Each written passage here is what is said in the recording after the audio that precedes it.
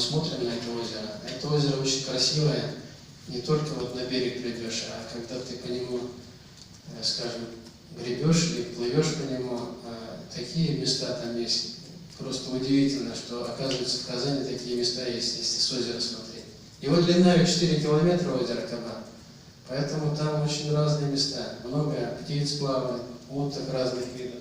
Поэтому камыши растут, там и такие места есть. Лебедь в прошлом году, вот белый лебедь там в одном месте все лето плавал тоже. Поэтому рекомендую вам на катамаране или как-то воспользоваться возможностью на кабане, посмотреть на город Казань. С кабаном на город Казань посмотреть.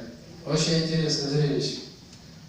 Я вот в этой аудитории хочу сказать, кто здесь присутствует сегодня, если вы захотите посмотреть, да, то вот я даю слово вот для этой аудитории, кто здесь присутствует сегодня, значит, такую возможность предоставить вас в прокате. Отлично.